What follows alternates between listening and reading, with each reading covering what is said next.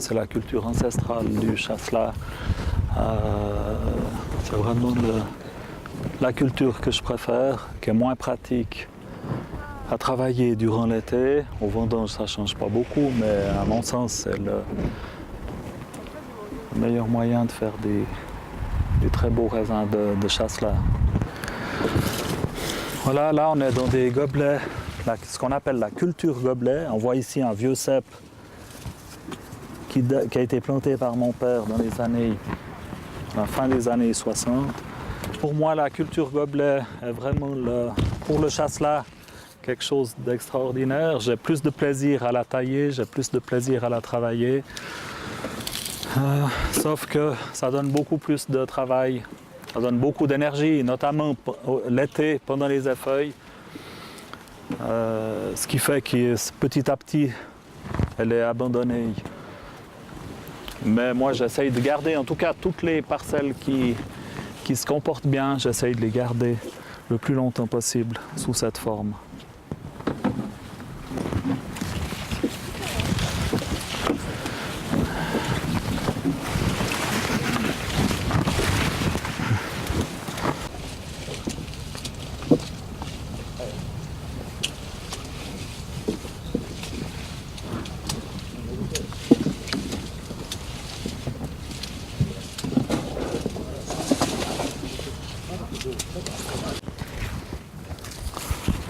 Voilà, là, un beau cep typique du gobelet à 3 cornes. C'est des jolies grappes, pas trop serrées, qui ne pourrissent pas parce qu'elles ont de la place pour grandir. Voilà, ça pour moi c'est un cep idéal.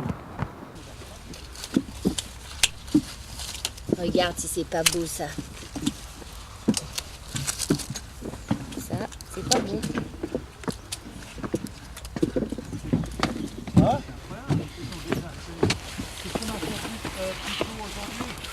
oui, il y avait où ouais. C'était là ce matin. Ouais. C'est les étourneaux qui ont travaillé. Il y a d'autres travailleurs.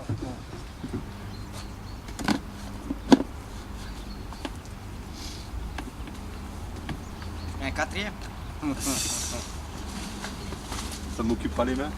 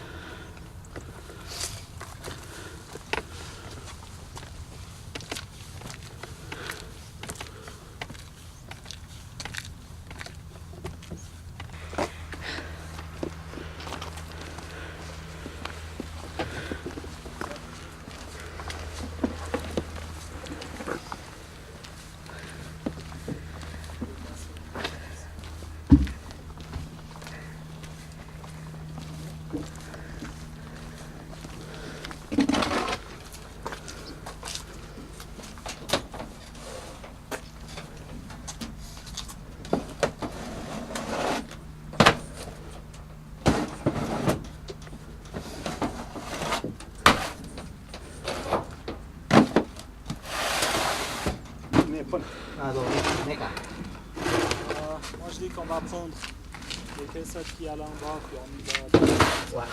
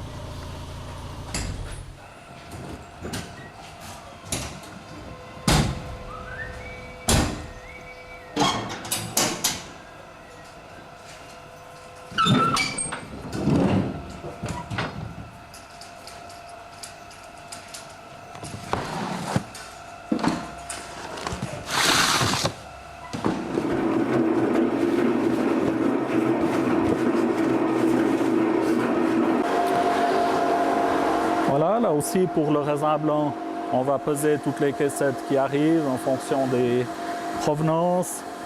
Cépage, on est sur le chasselas, donc il n'y a pas beaucoup à séparer, mais chaque provenance est traitée différemment. La première machine ici est le fouloir. C'est juste 2 cylindres caoutchouc qui vont presser sur l'abeille pour en libérer le jus. Le but est de ne pas blesser ni les rafles ni les pépins jusqu'au pressoir. Ensuite, on a un piston qui va faire l'office de pompe pour que la matière foulée longe ce tuyau et retombe dans le pressoir, qui est un pressoir pneumatique avec une chambre à air qui va se gonfler très doucement pour presser le raisin très doucement à l'aide d'un compresseur.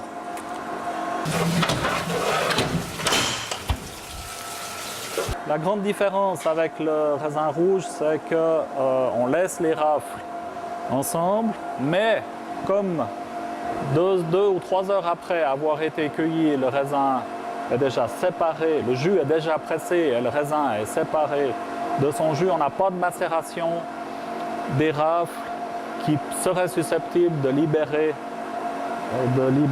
des matières végétales ou herbacées si le contact était plus long.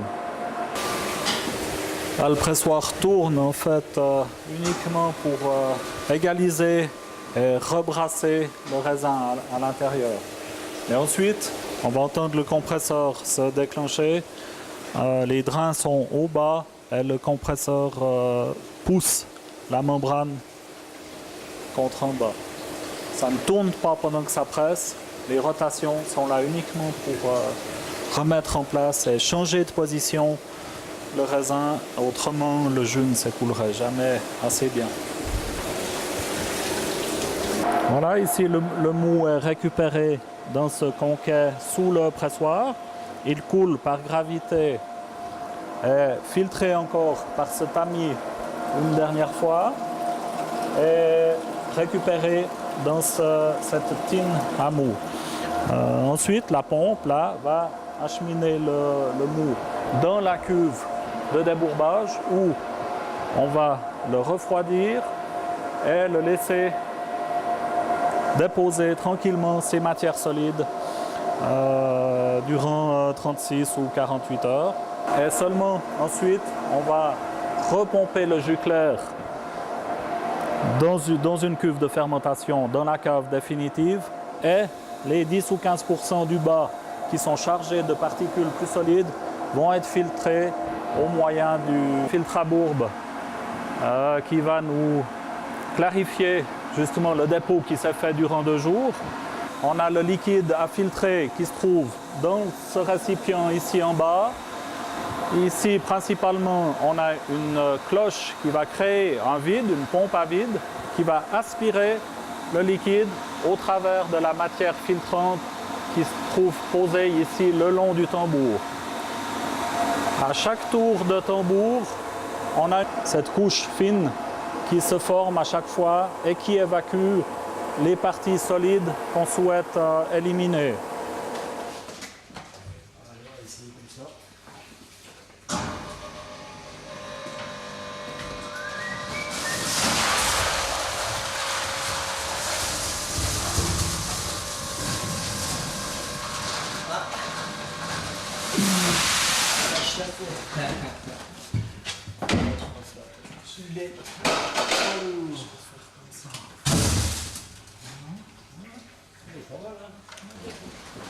Ça va.